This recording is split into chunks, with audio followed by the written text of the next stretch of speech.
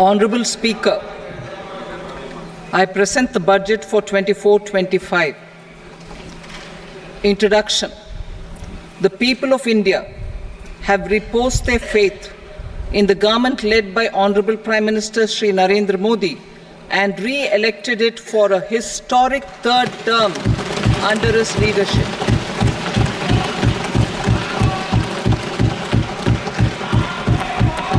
We are grateful for their support, faith, and trust in our policies. We are determined to ensure that all Indians, regardless of religion, caste, gender, and age, make substantial progress in realizing their life goals and aspirations. Global context. The global economy, while performing better than expected, is still in the grip of policy uncertainties. Elevated asset prices, political uncertainties, and shipping disruptions continue to pose significant downside risks for growth and upside risks to inflation.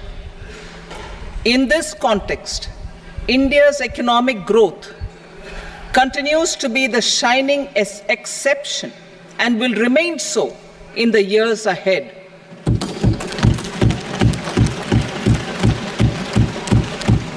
India's inflation continues to be low, stable, and moving towards the 4% target. Core inflation, that is non-food and non-fuel, currently is 3.1% adequately. Interim budget. As mentioned in the interim budget, we need to focus on four major castes, namely the Garib, Mahilaye, Yuva, and Annadata, the poor, women, youth, and the farmer. For Annadata, we announced higher minimum support prices a month ago for all major crops, delivering on the promise of at least a 50% margin over costs. Pradhan Mantri Garib Kalyan Anna Yojana was extended for 5 years, benefiting more than 80 crore people. Administrative actions for approval and implementation of various schemes announced in the interim budget are well underway. The required allocations have been made.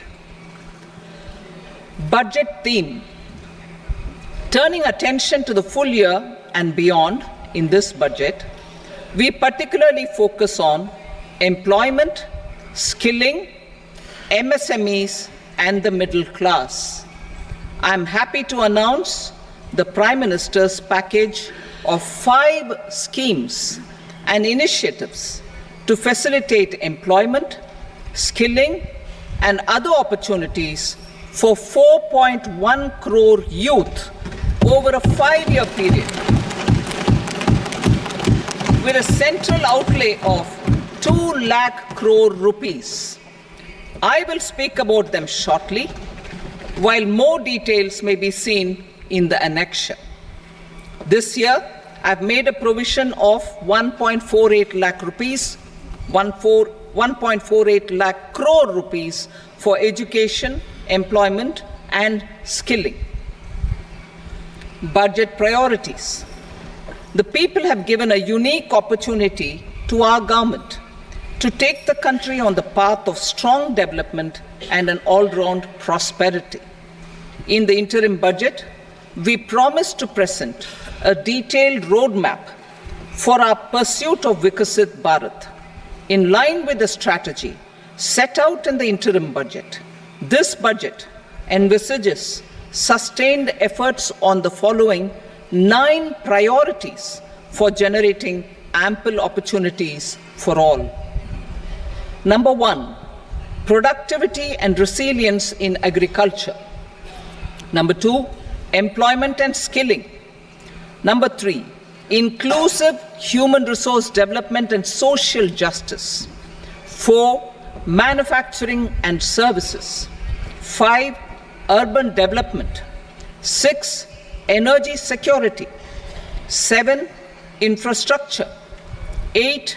Innovation, research and development. And 9.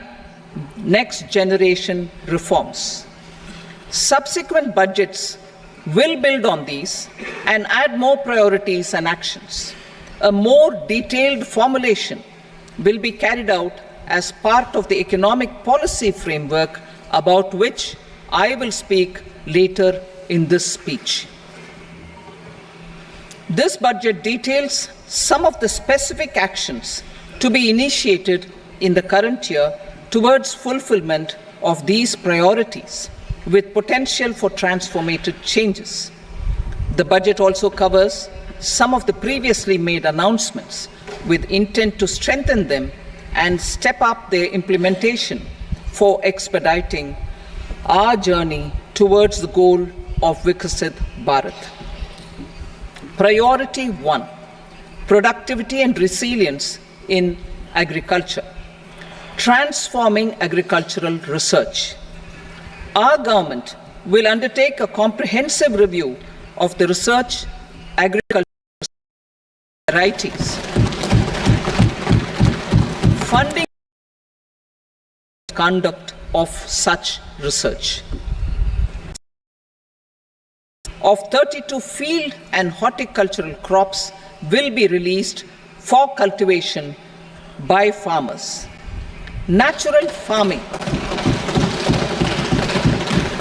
In the next 2 years, 1 crore farmers across the country will be initiated into natural farming, supported by certification and branding. Implementation will be through scientific institutions and willing gram panchayats. 10,000 need-based bio-input resource centers will be established. Missions for pulses and oil seeds. For achieving self-sufficiency in pulses and oil seeds, we will strengthen their production, storage, and marketing.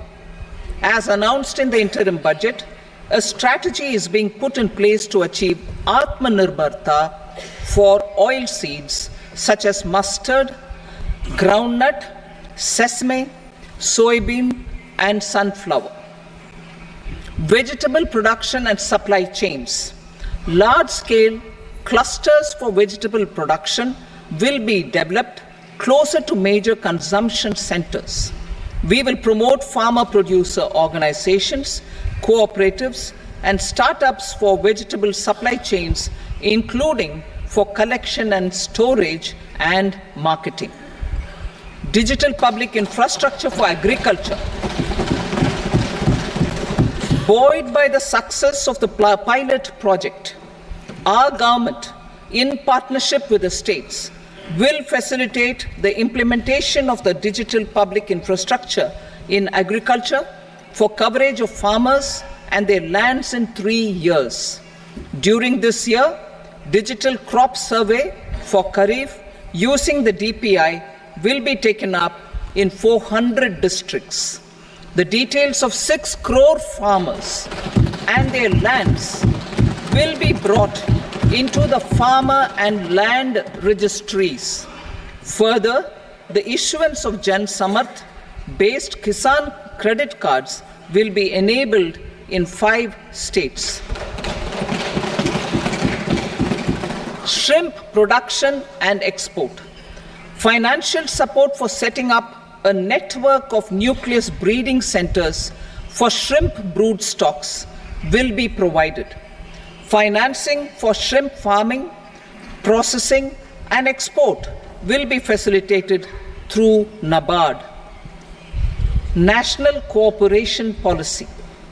Our government will bring out a national cooperation policy for systematic, orderly, and all-round development of the cooperative sector, fast-tracking growth of rural economy and generation of employment opportunities on a large scale will be the policy goal. This year, I have made a provision of 1.52 lakh crore rupees for agriculture and allied sectors.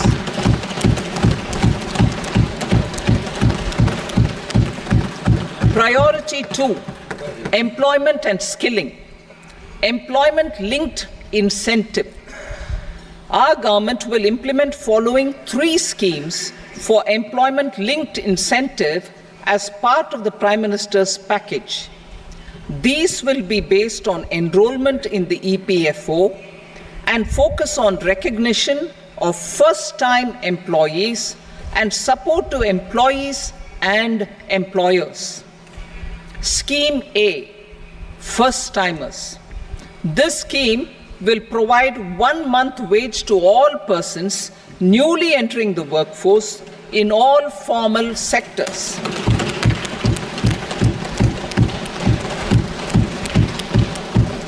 Direct benefit transfer of 1 month's salary in 3 installments to first-time employees as registered in the EPFO will be up to 15,000 rupees. The eligibility limit will be a salary of 1 lakh per month. The scheme is expected to benefit 210 lakh youths.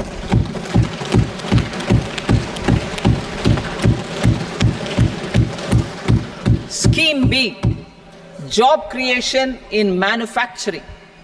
This scheme will incentivize additional employment in the manufacturing sector linked to the employment of first-time employees. An incentive will be provided at specified scale directly both to the employee and the employer with respect to the EPFO contribution in the first 4 years of employment. The scheme is expected to benefit 30 lakh youth entering employment and their employers.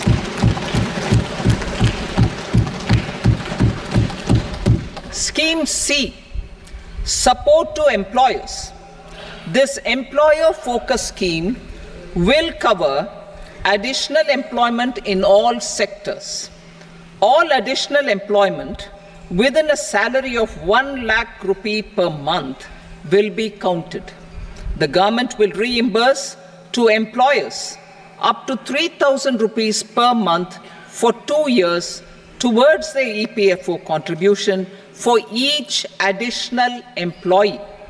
The scheme is expected to incentivize additional employment of 50 lakh persons.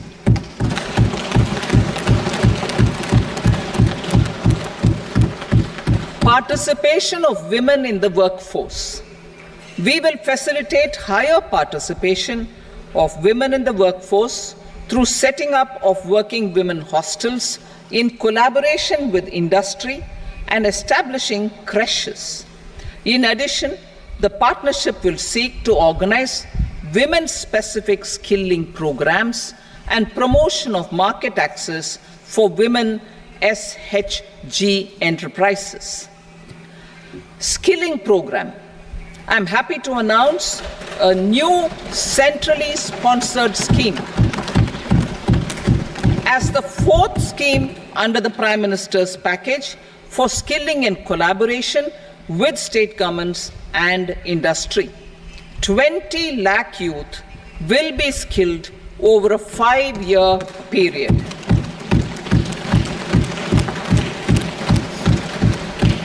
"1,000 industrial training institutes will be upgraded in hub and spoke arrangements with outcome orientation. Course content and design will be aligned to the skill needs of industry, and new courses will be introduced for emerging needs." Skilling loans. The model skill loan scheme will be revised to facilitate loans up to 7.5 lakh rupees with a guarantee from a government-promoted fund. This measure is expected to help 25,000 students every year.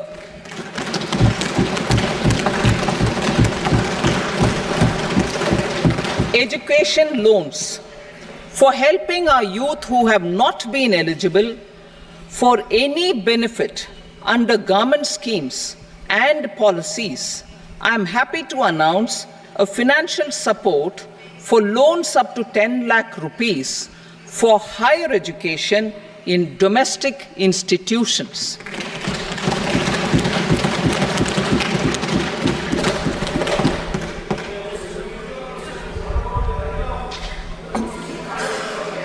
E-vouchers for this purpose. E-vouchers for this purpose will be given directly to 1 lakh students every year for annual interest subvention of 3% of the loan amount. Priority 3, inclusive human resource development and social justice, saturation approach. Our government is committed to all-round, all-pervasive and all-inclusive development of people, particularly farmers, youth, women, and the poor. For achieving social justice comprehensively, the saturation approach of covering all eligible people through various programs, including those for education and health, will be adopted to empower them by improving their capabilities.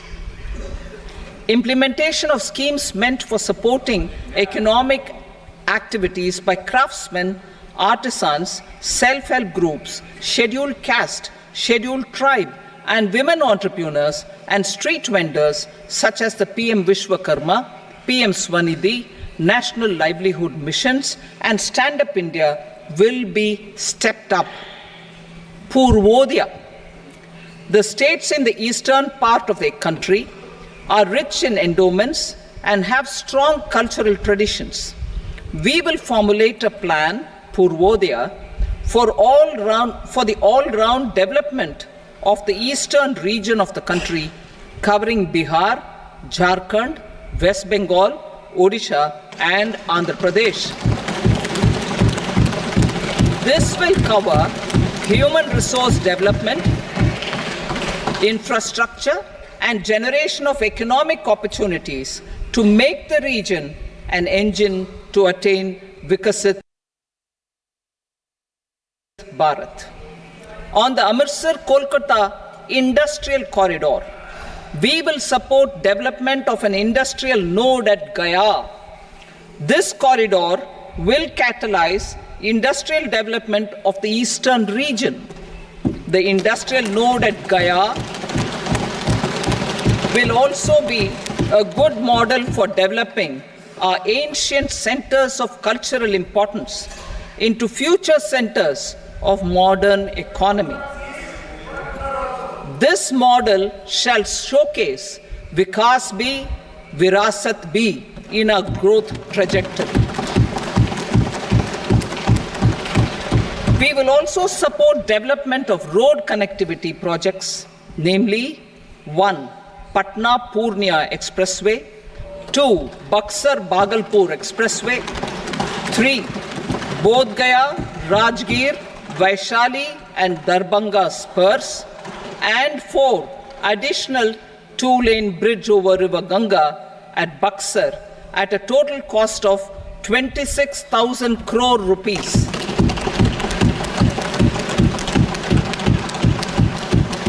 Power projects, including setting up of a new 2,400 megawatt power plant at Pir Painti, will be taken up at a cost of 21,400 crore rupees. New airports, medical colleges, and sports infrastructure in Bihar will be constructed. An additional allocation to support capital investments will be provided. The requests of Bihar government for external assistance from multilateral development banks will be expedited.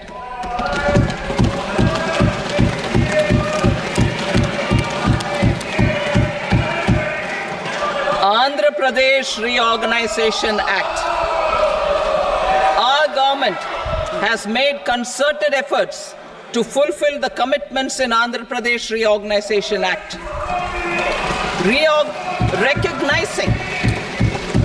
Recognizing the state's need for the capital, recognizing the state's need for a capital, we will facilitate special financial support through multilateral development agencies.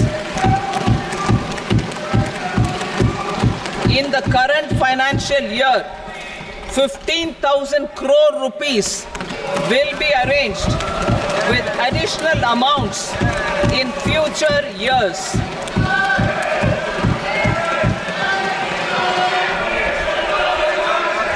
Our government is fully committed to financing and early completion of the Polavaram irrigation project, which is the lifeline for Andhra Pradesh and its farmers. This will facilitate our country's food security as well. Under the Act,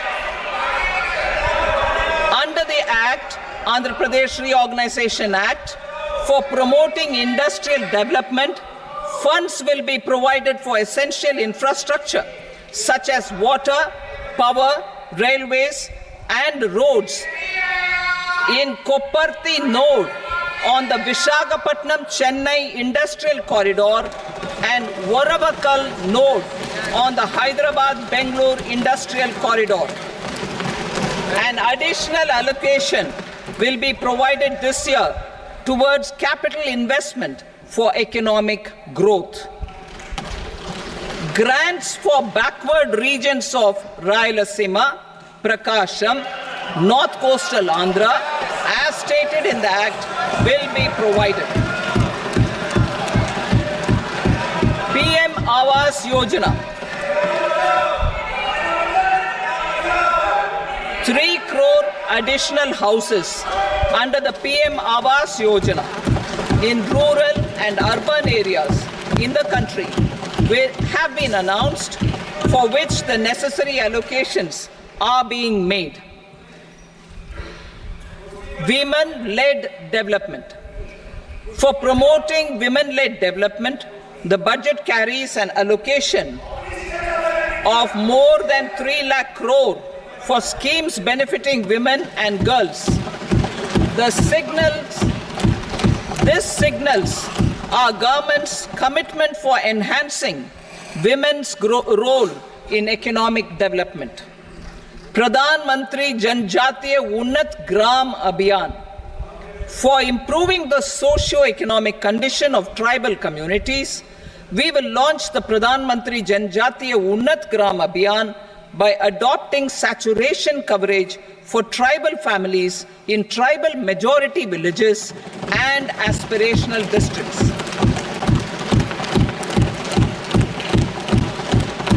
This will cover 63,000 villages, benefiting 5 crore tribal people. Bank branches in northeastern region. More than 100 branches of India Post Payment Bank will be set up in the northeast region to expand the banking services. This year, I have made a provision of 2.66 lakh crore rupees for rural development, including rural infrastructure. Priority 4, manufacturing and services, support for promotion of MSMEs. This budget provides special attention to MSMEs and manufacturing, particularly labor-intensive manufacturing. We have formulated a package covering financing, regulatory changes, and technology support for MSMEs to help them grow and also compete globally, as mentioned in the interim budget. I am happy to announce the following specific measures. Credit guarantee scheme for MSMEs in the manufacturing sector. For facilitating term loans to MSMEs for purchase of machinery and equipment without collateral or third-party guarantee, a credit guarantee scheme will be introduced. The scheme will operate on pooling of credit risks of such MSMEs. A separately constituted self-financing guarantee fund will provide to each applicant guarantee cover up to 100 crore rupees, while the loan amount may be larger. The borrower will have to provide an upfront guarantee fee and an annual guarantee fee on the reducing loan balance. New assessment model for MSME credit. Public sector banks will build their own in-house capability to assess MSMEs for credit instead of relying on external assessment. They will also take a lead in developing or getting developed a new credit assessment model based on the scoring of digital footprints of the MSMEs in the economy. This is expected to be a significant improvement over the traditional assessment of credit eligibility based only on asset or turnover criteria. That will also cover MSMEs without a formal accounting system. Credit support to MSMEs during stress period. I'm happy to announce a new mechanism for facilitating continuation of bank credit to MSMEs during their stress period while being in special mention account, SMA stage, for reasons beyond their control. MSMEs need credit to continue their business and to avoid getting into the NPA stage. Credit availability will be supported through a guarantee from a government-promoted fund. Mudra loans. The limit of Mudra loans will be enhanced to 20 lakh from the current 10 lakh for those entrepreneurs who have availed and successfully repaid previous loans under the Tarun category. Enhanced scope for mandatory onboarding in trades. For facilitating MSMEs to unlock their working capital by converting their trade receivables into cash, I propose to reduce the turnover threshold of buyers for mandatory onboarding on the trades platform from rupees 500 crore to 250 crore rupees. This measure will bring 22 more CPSCs and 7,000 more companies onto the platform. Medium enterprises will also be included in the scope of the suppliers. SIDBI branches in MSME clusters. SIDBI will open new branches to expand its reach to serve all major MSME clusters within 3 years and provide direct credit to them. With the opening of 24 such branches this year, the service coverage will expand to 168 out of 242 major clusters. MSME units for food irradiation, quality and safety testing.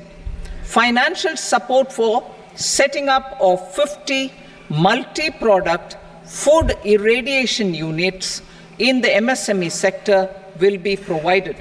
Setting up of 100 food quality and safety testing labs with NABL accreditation will be facilitated. E-commerce export hubs. To enable MSMEs and traditional artisans to sell their products in international markets, e-commerce export hubs will be set up in public-private partnership mode. These hubs, under a seamless regulatory and logistic framework, will facilitate trade and export-related services under one roof. Measures for promotion of manufacturing and services. Internship in top companies. As the fifth scheme under Prime Minister's package, our government will launch a comprehensive scheme for providing internship opportunities in 500 top companies to 1 crore youth in 5 years. They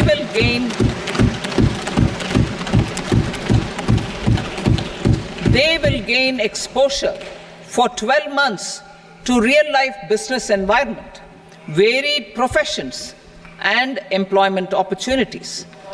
An internship allowance of 5,000 per month, 5,000 rupees per month, along with a one-time assistance of 6,000 rupees will be provided. Companies will be expected to bear the training cost and 10% of their internship cost from their CSR funds. Industrial parks. Our government will facilitate development of investment-ready, plug-and-play industrial parks with complete infrastructure in or near 100 cities in partnership with the states and private sector by better using town planning schemes. 12 industrial parks under the National Industrial Corridor Development Program also will be sanctioned.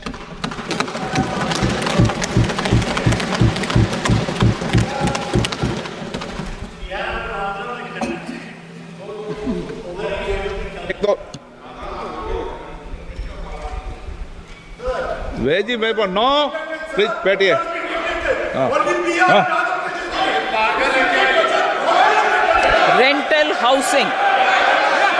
Rental housing with dormitory type accommodation for industrial workers will be, just 1 minute.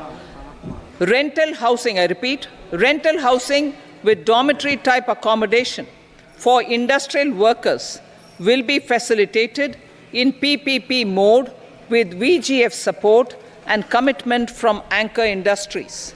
Shipping industry, ownership, leasing and flagging reforms will be implemented to improve the share of Indian shipping industry and generate more employment. Critical mineral mission.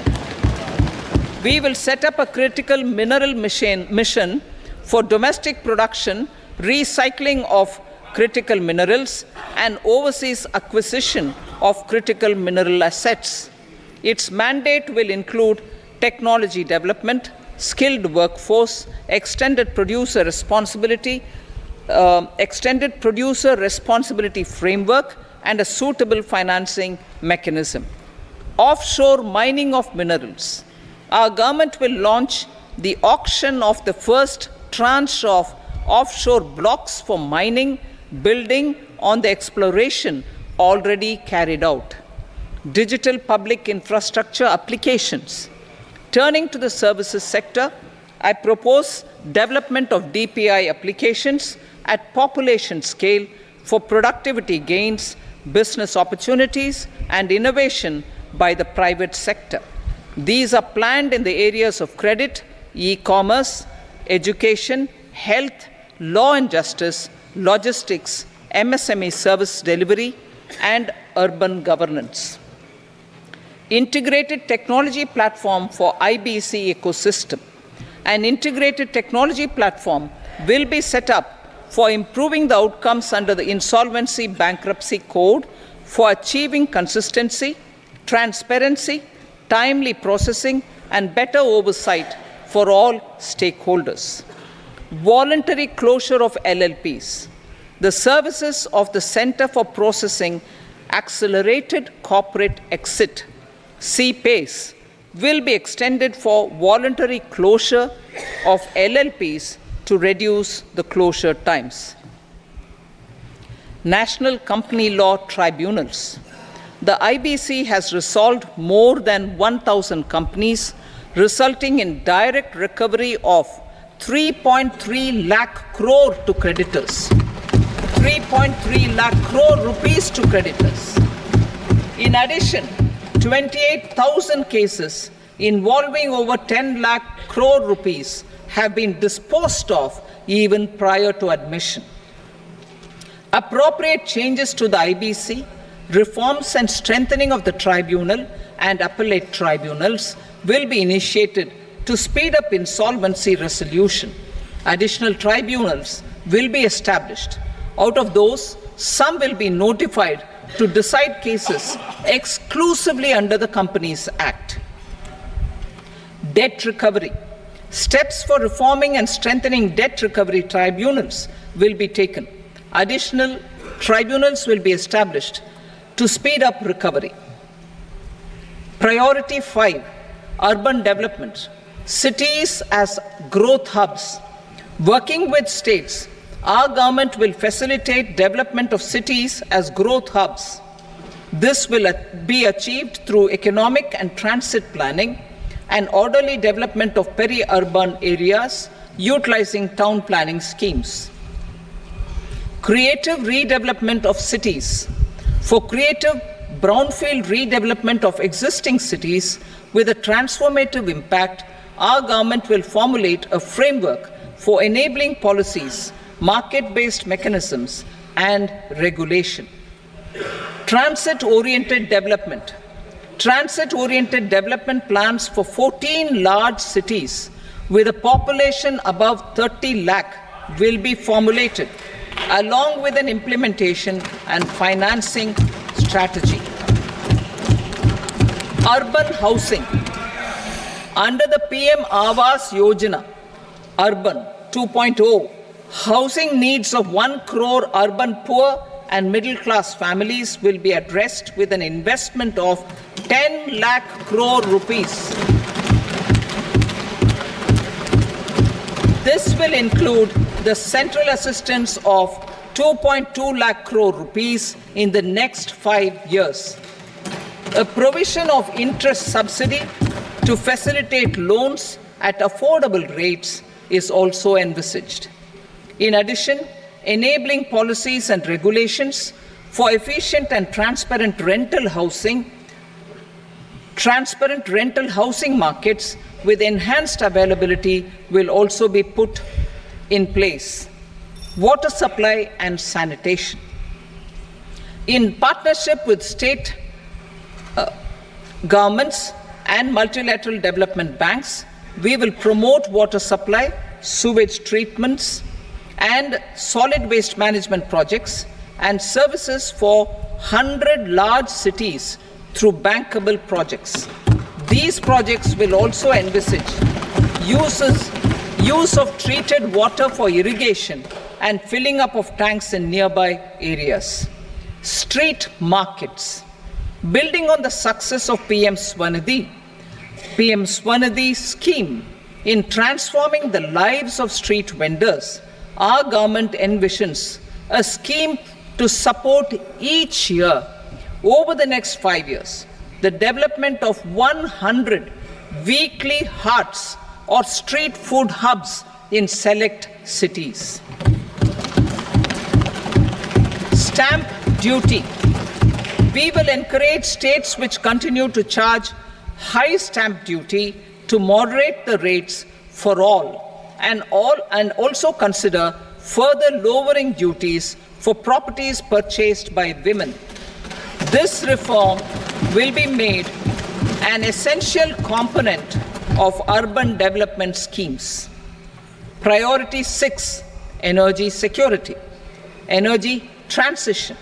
In the interim budget, I had announced our strategy to sustain high and more resource-efficient economic growth, along with the energy security in terms of availability, accessibility, and affordability. We will bring out a policy document on appropriate energy transition pathways that balances the imperatives of employment, growth, and environmental sustainability. PM Surya Ghar Muft Bijli Yojana. PM Surya Ghar Muft Bijli Yojana. In line with the announcement in the interim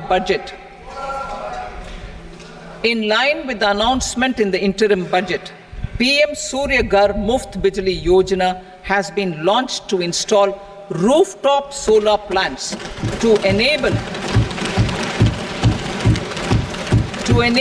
1 crore households obtain free electricity up to 300 units every month. The scheme has generated remarkable response with more than 1.28 crore registrations and 14 lakh applications, and we will further encourage it. Pumped storage policy.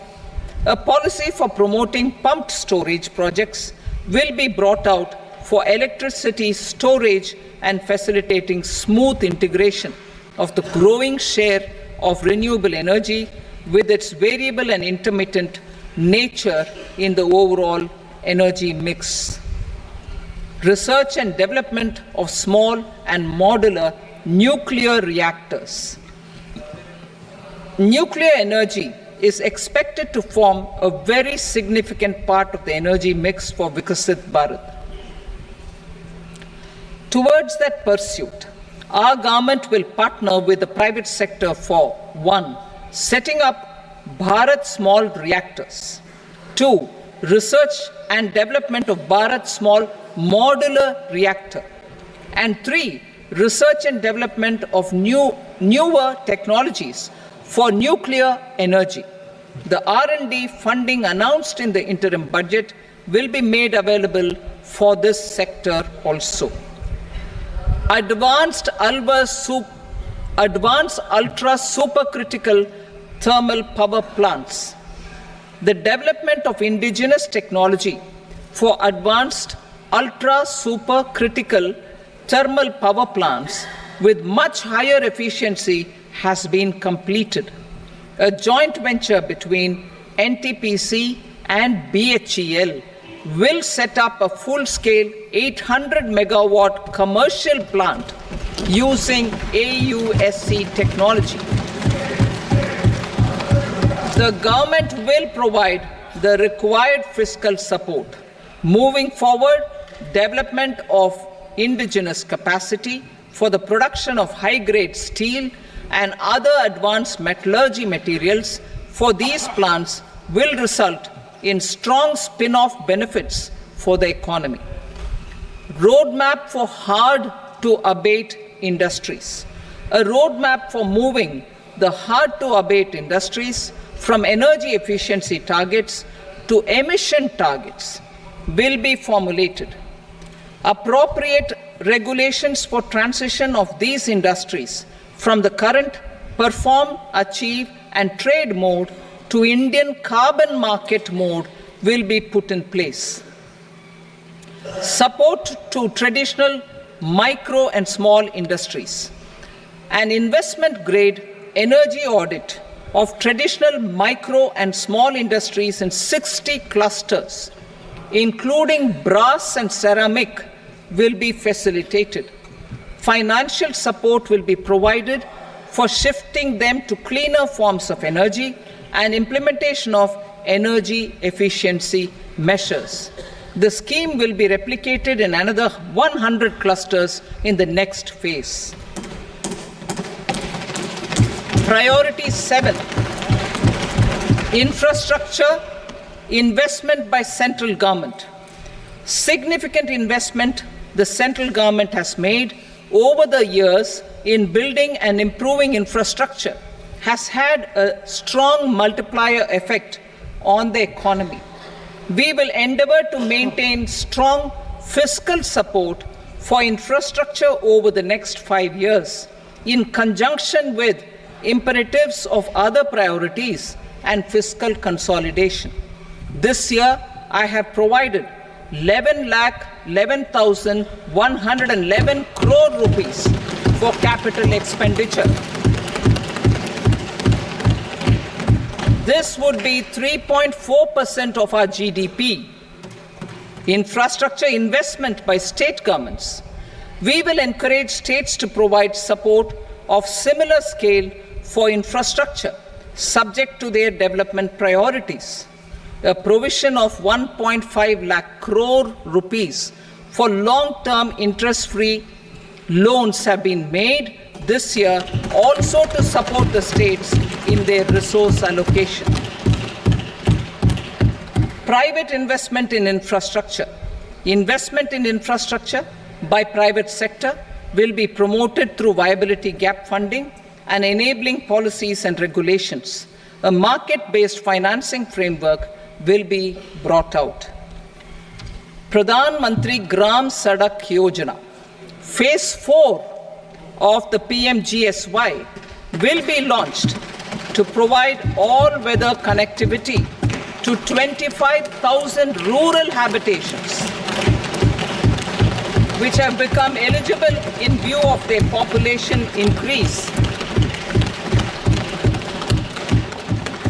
Irrigation and flood mitigation. Bihar has frequently suffered from floods, many of them originating outside the country. Plans to build flood control structures in Nepal are yet to progress. Our government, through the Accelerated Irrigation Benefit Program and other sources, will provide financial support for projects with estimated cost of 11,500 crore rupees, such as the Kosi-Michi intra-state link and 20 other ongoing and new schemes, including barrages, river pollution abatement, and irrigation projects. In addition, survey and investigation of Kosi-related flood mitigation and irrigation projects will be undertaken.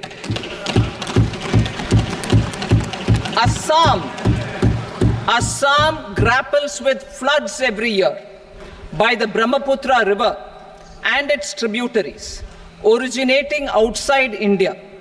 We will provide assistance to Assam for flood management and related projects.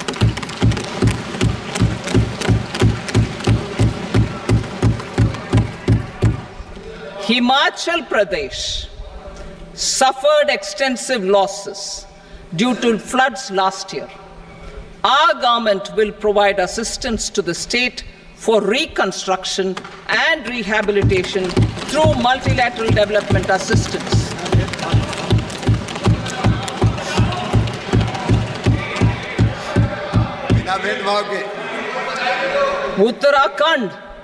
Uttarakhand too suffered losses due to cloudbursts and massive landslides. We will provide assistance to the state. Recently, Sikkim witnessed devastating flash floods and landslides that wreaked havoc across the state. Our government will provide assistance to the state. Tourism. Tourism has always been a part of our civilization. Our efforts in positioning India as a global tourist destination will also create jobs, stimulate investments, and unlock economic opportunities for other sectors. In addition to the measures outlined in the interim budget, I propose the following measures. Vishnupad Temple at Gaya and Mahabodhi Temple at Bodh Gaya in Bihar are of immense spiritual significance. Comprehensive development of Vishnupad Temple Corridor and Mahabodhi Temple Corridor will be supported, modeled on the successful Kashi Vishwanath Temple Corridor to transform them into world-class pilgrim and tourist destinations. Rajgir holds immense religious significance for Hindus, Buddhists, and Jains. The 20th Tirthankara Muniswarata temple in the Jain temple complex is ancient. The Saptarishi, or the 7 hot springs, form a warm water Brahmkund that is sacred. A comprehensive development initiative for Rajgir will be undertaken. Our government will support the development of Nalanda as a tourist center, besides reviving Nalanda University to its glorious stature. Odisha's scenic beauty temples, monuments, craftsmanship, wildlife sanctuaries, natural landscapes, and pristine beaches make it an ultimate tourism destination. Our government will provide assistance for their development to Odisha as well. Priority 8, innovation, research and development. We will operationalize the Anusandhan National Research Fund for basic research and prototype development. Further, we will set up a mechanism for spurring private sector-driven research and innovation at commercial scale with a financing pool of 1 lakh crore rupees in line with the announcement in the interim budget. Space economy. With our continued emphasis on expanding the space economy by 5 times in the next 10 years, a venture capital fund of 1,000 crore rupees will be set up. Priority 9, next generation reforms. Economic policy framework. We will formulate an economic policy framework to delineate the overarching approach to economic development and set the scope of the next generation of reforms for facilitating employment opportunities and sustaining high growth. Our government will initiate and incentivize reforms for 1. Improving productivity of factors of production, and 2. Facilitating markets and sectors to become more efficient. These reforms will cover all factors of production, namely land, labor, capital, and entrepreneurship, and technology as an enabler of improving total factor productivity and bridging inequality.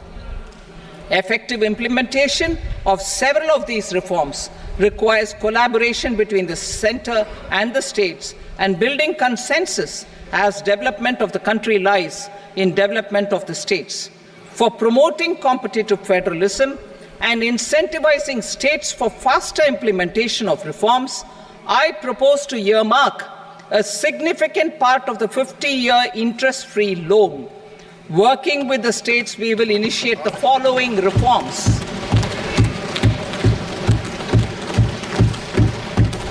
Land-related reforms and actions, both in the rural and urban areas, will cover land administration, will cover 1. Land administration, planning and management, and 2.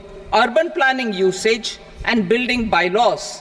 These will be incentivized for completion within the next 3 years through appropriate fiscal support. Rural land-related actions.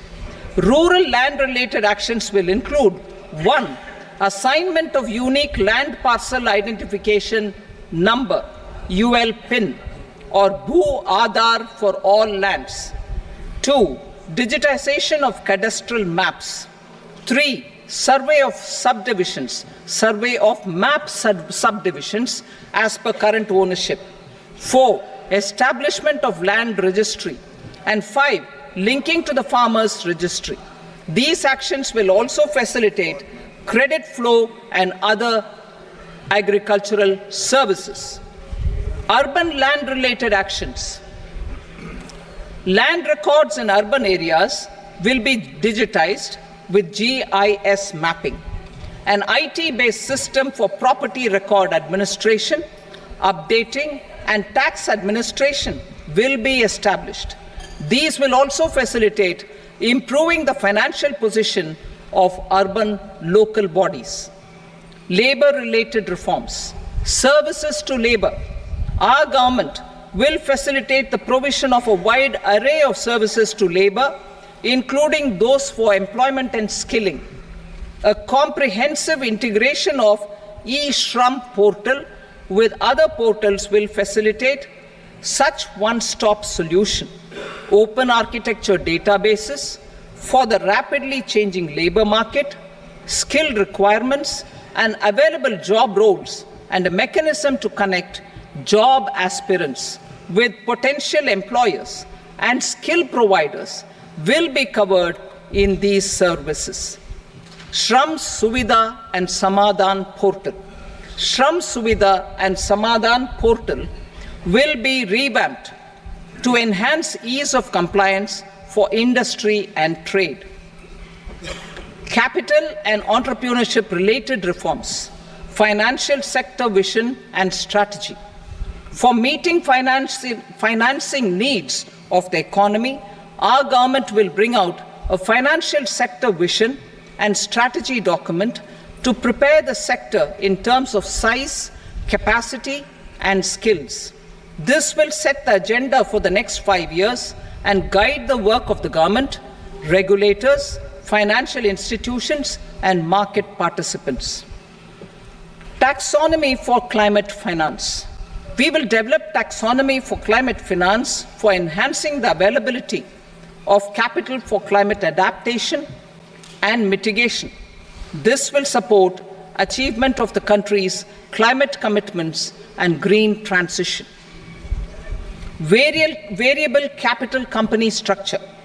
We will seek the required legislative approval for providing an efficient and flexible mode for financing leasing of aircrafts and ships and pooled funds of private equity through a variable company structure.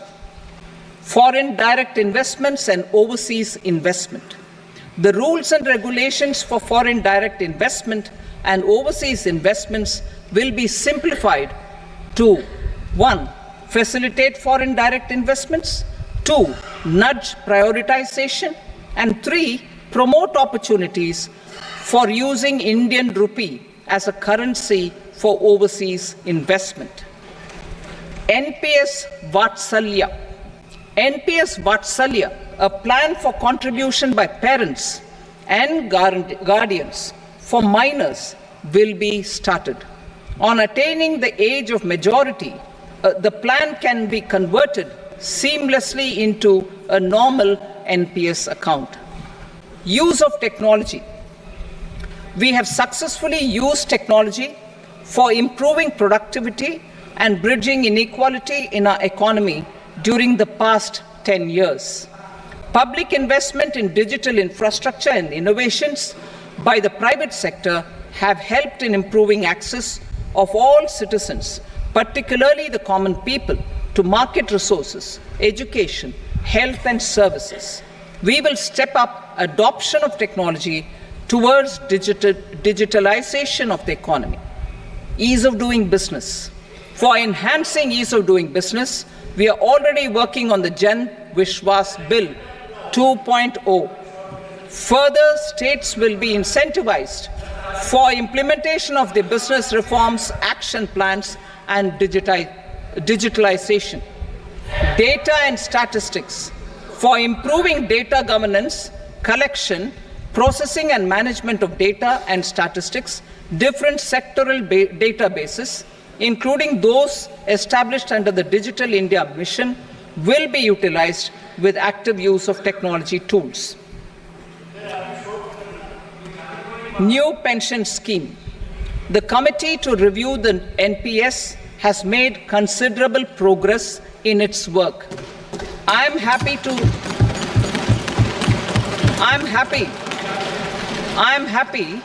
that the staff side of the National Council of the Joint Consultative Machinery for Central Government Employees has taken a constructive approach. A solution will be evolved which addresses the relevant issues while maintaining fiscal prudence to protect the common citizens. Budget estimates for 24-25. For the year 24-25, total receipts other than borrowings and the total expenditure are estimated at 32.07 lakh crore rupees and 48.21 lakh crore rupees respectively. The net tax receipts are estimated at 25.83 lakh crore rupees. The fiscal deficit is estimated at 4.9% of the GDP. The gross and the net market borrowings through dated securities during 24-25 are estimated at 14.01 lakh crore rupees and 11.63 lakh crore rupees respectively. Both will be less than that in 23-24. The fiscal consolidation path announced by me in 2021 has served our economy very well, and we aim to reach the deficit below 4.5% next year. The government is committed to staying the course. From 2026-27 onwards, our endeavour will be to keep the fiscal deficit each year such that the central government's debt will be on a declining path as percentage of GDP. I will now move to Part B.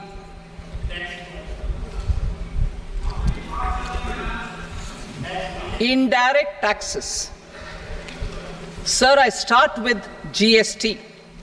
It has decreased tax incidence on the common man, reduced compliance burden and logistics cost for trade and industry, and enhanced revenues of the central and the state governments. It is a success of vast proportions. To multiply the benefits of GST, we will strive to further simplify and rationalise the tax structure and endeavour to expand it to the remaining sectors. My proposals for customs duties intend to support domestic manufacturing, deepen local value addition, promote export competitiveness, and simplify taxation while keeping the interest of the general public and consumers surmount. In Budget 22-23, we reduced the number of customs duty rates. I propose to undertake a comprehensive review of the rate structure over the next 6 months to rationalise and simplify it for ease of trade, removal of duty inversion, and reduction of disputes. I shall now take up sector-specific customs duty proposals. Medicine and medical equipments. To provide relief to cancer patients, I propose to fully exempt 3 more medicines from customs duties.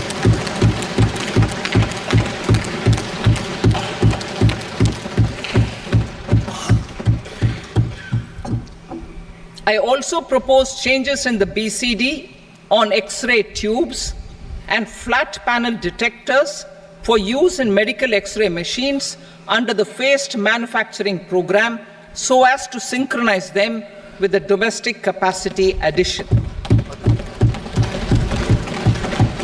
Mobile phone and related parts. With a 3-fold increase in domestic production and almost a 100-fold jump in exports of mobile phones over the last 6 years, the Indian mobile industry has matured. In the interest of consumers, I now propose to reduce the BCD on mobile phone, mobile PCBA, and mobile charger to 15%. Critical minerals. Minerals such as lithium, copper, cobalt, and rare earth elements are critical for sectors like nuclear energy, renewable energy, space, defense, telecommunications, and high-tech electronics. I propose to fully exempt customs duties on 25 critical minerals and reduce BCD on 2 of them. This will provide a major fillip to the processing and refining of such minerals and help secure their availability for these strategic and important sectors. Solar energy. Energy transition is critical in the fight against climate change. To support energy transition, I propose to expand the list of exempted capital goods for use in the manufacture of solar cells and panels in the country. Further, in view of sufficient domestic manufacturing capacity of solar gas, glass, and tinned copper interconnect, I propose not to extend the exemption of custom duties provided to them. Marine products. India's seafood exports in the last financial year touched an all-time high of more than 60,000 crores of rupees. Frozen shrimp accounted for about 2/3 of these exports. To enhance their competitiveness, I propose to reduce BCD on certain broodstock, polychaete worms, shrimp, and fish feed to 5%. I also propose to exempt customs duty on various inputs for manufacture of shrimp and fish feed. Leather and textile. Similarly, to enhance the competitiveness of exports in the leather and textile sectors, I propose to reduce BCD on real down-filling material from duck or goose. I am also making additions to the list of exempted goods for manufacture of leather and textile garments, footwear, and other leather articles for export.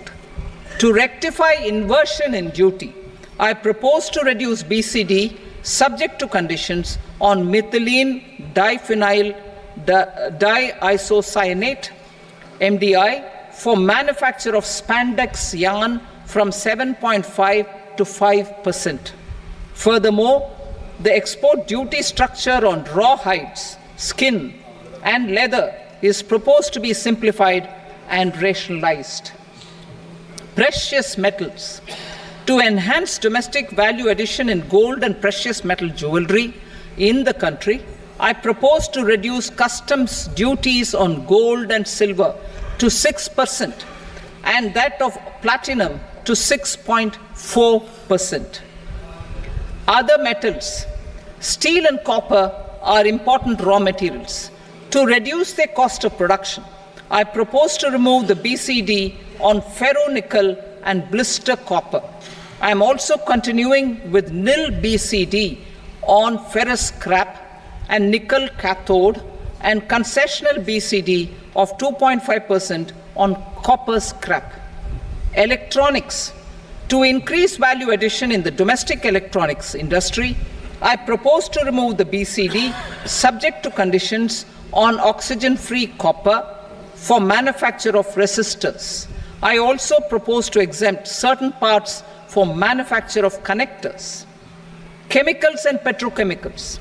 To support existing and new capacities in the pipeline, I propose to increase the BCD on ammonium nitrate from 7.5% to 10%. Plastics. PVC flex banners are non-biodegradable and hazardous for environment and health. To curb their imports, I propose to raise the BCD on them from 10 to 25%. Telecommunication equipment. To incentivize domestic manufacturing, I propose to increase the BCD from 10 to 15% on PCBA of specified telecom equipment. Trade facilitation. To promote domestic aviation and boat and ship MRO, I propose to extend the period for export of goods imported for repairs from 6 months to 1 year. I'll read that again. To promote domestic aviation and boat and ship maintenance, repair and operations, I propose to extend the period for export of goods imported for repairs from 6 months to 1 year.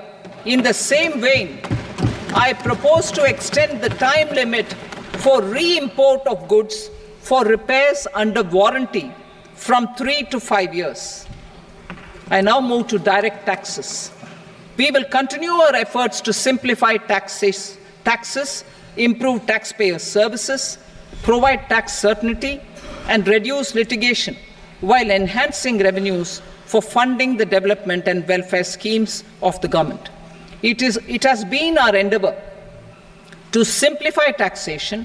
We have taken a number of measures in the last few years, including introduction of simplified tax regimes without exemptions and deductions for corporate tax and for personal income tax.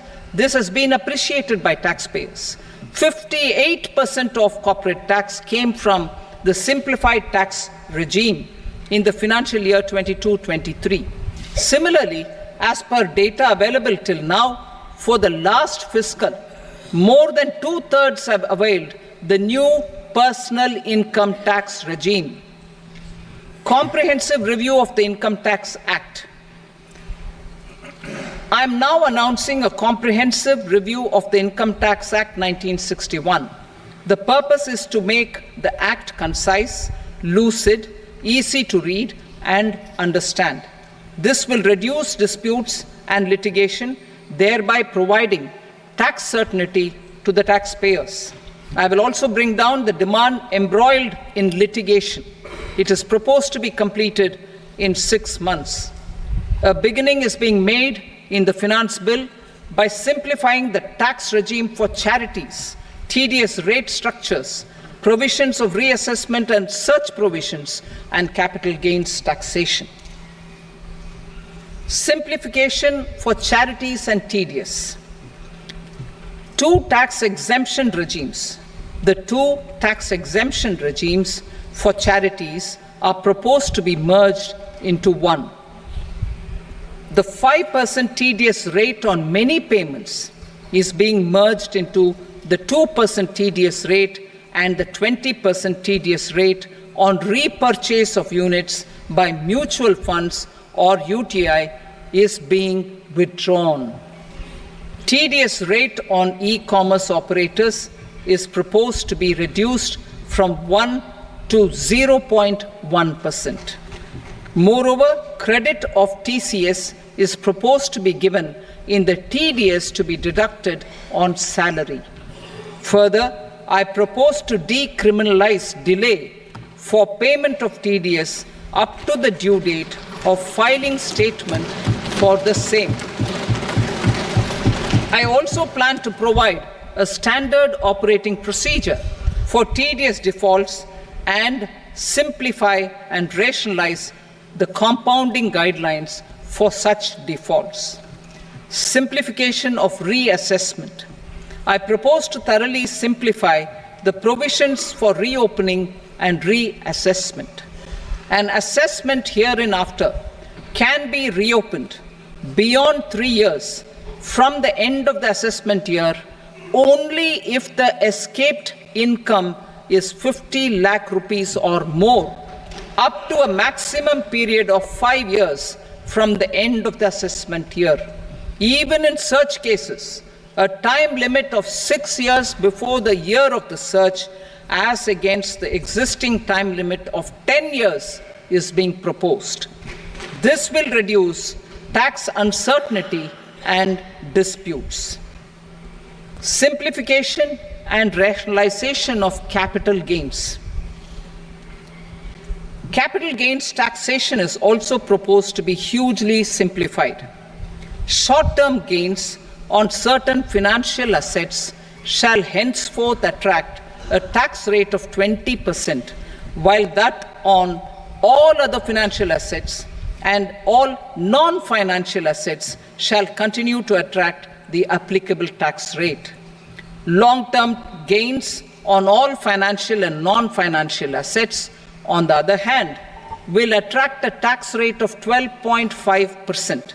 For the benefit of the lower and the middle income classes, I propose to increase the limit of exemption of capital gains on certain financial assets to 1.25 lakh rupees per year.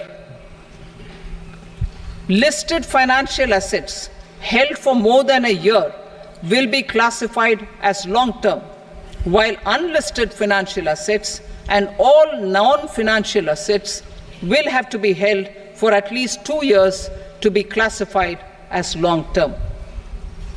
Unlisted bonds and debentures, debt mutual funds, and market-linked debentures, irrespective of holding period, however, will attract tax on capital gains at applicable rates. Taxpayer services. All the major taxpayer services under GST and most services under customs and income tax have been digitalized. All remaining services of customs and income tax including rectification and order giving effect to appellate orders, shall be digitalized and made paperless over the next 2 years. Litigation and appeals. While our concerted efforts to reduce pendency of appeals at various appellate fora are beginning to show good results, it will continue to engage our highest attention. To dispose of the backlog of first appeals, I plan to deploy more officers to hear and decide such appeals, especially those with large tax effect. For resolution of certain income tax disputes pending in appeal, I am also proposing Vivad Se Vishwas Scheme 2024. Further, I propose to increase monetary limits for filing appeals related to direct taxes, excise and service tax in the tax tribunals, high courts and Supreme Court to 60 lakh rupees, 2 crore rupees and 5 crore respectively. With a view to reduce litigation and provide certainty in international taxation, we will expand the scope of safe harbor rules and make them more attractive. We will also streamline the transfer pricing assessment procedure. Employment and investment. I have a few proposals to promote investment and foster employment. First of all, to bolster the Indian startup ecosystem, boost the entrepreneurial spirit, and to support innovation, I propose to abolish the so-called angel tax for all classes of investors. Second, there is tremendous potential for cruise tourism in India.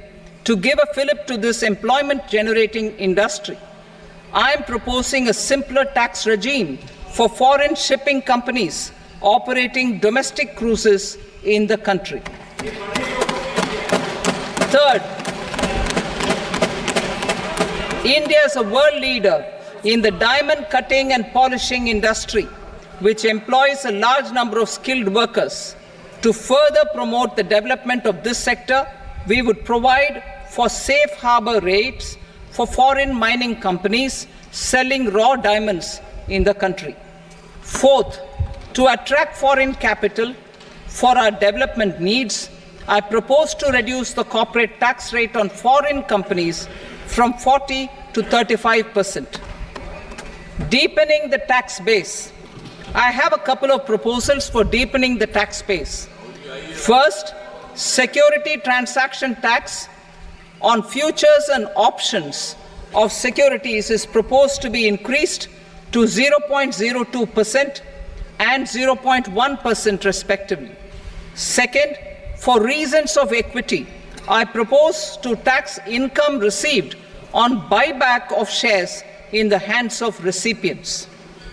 Other proposals: to improve social security benefits, deduction of expenditure by employers towards NPS is proposed to be increased from 10 to 14% of the employee's salary.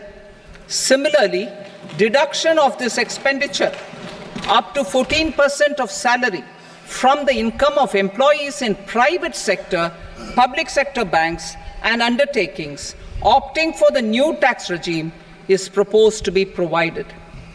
Indian professionals working in multinationals get ESOPs and invest in social security schemes and other movable assets abroad. Non-reporting of such small foreign assets has penal consequences under the Black Money Act. Such non-reporting of movable assets up to 20 lakh rupees is proposed to be depenalized. Other major proposals in the finance bill relate to withdrawal of equalization levy of 2%, expansion of tax benefits to certain funds and entities in IFSCs, and immunity from penalty and prosecution to Benamidar on full and true disclosure so as to improve conviction under the Benami Transaction Prohibition Act 1988. Personal income tax. Coming to personal income tax rates, I have two announcements to make for those opting for the new tax regime. First, the standard deduction for salaried employees is proposed to be increased from 50,000 to 75,000 rupees.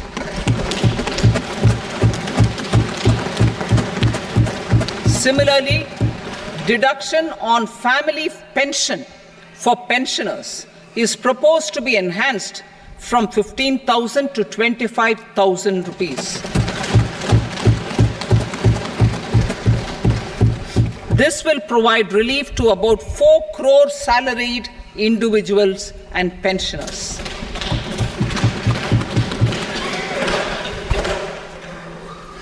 Second, in the new tax regime, the tax rate structure is proposed to be revised as follows: 0 to 3 lakh rupees, nil; 3 to 7 lakh rupees, 5%; 7 to 10 lakh rupees, 10%; 10 to 12 lakh rupees, 15%; 12 to 15 lakh rupees, 20%; and above 15 lakh rupees, 30%.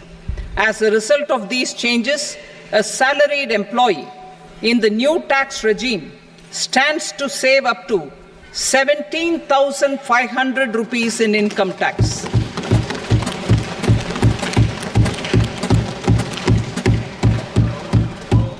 Apart from these, I am also making some other changes as given in the annexure. As a result of these proposals, revenue of about 37,000 crore, that is 29,000 crore in direct taxes and 8,000 crore in indirect taxes, will be foregone, while revenue of about 30,000 crore rupees will be additionally mobilized. Thus, the total revenue foregone is about 7,000 crores annually. Mr. Speaker, sir, with this, I commend the budget to this august House. Jai Hind.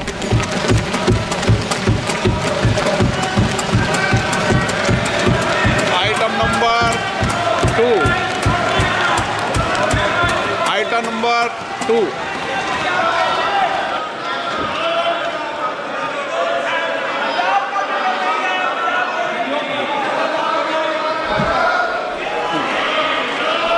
Sir, with your permission, I rise to lay on the table the following statements under Section 3 of the Fiscal Responsibility and Budget Management, FRBM Act 2003, Medium-Term Fiscal Policy cum Fiscal Policy Strategy Statement and Macroeconomic Framework Statement.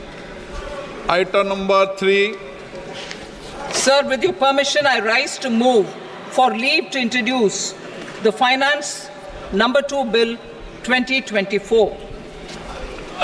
प्रश्न ये कि विधेयक को पुनर्स्थापित करने की अनुमति प्रदान की जाए। जो सदस्य इसके पक्ष में हाँ कहें, जो सदस्य विरोध में ना कहें। मेरे विचार में निर्णय हाँ वालों के पक्ष में अनुमति प्रदान की जाती है। माननीय मंत्री जी, अब विधेयक पुनर्स्थापित करें। Sir, I introduce the bill. Item number 4. The Union Territory of Jammu and Kashmir budget. Sir, I rise to present a statement, Hindi and English versions, of the estimated receipts and expenditure of the Union Territory of Jammu and Kashmir for the year 24-25. सभा की कार्रवाई कल बुधवार दिनांक 24 जुलाई 2024 को प्राप्त 11 बजे तक के लिए स्थगित की जाती है।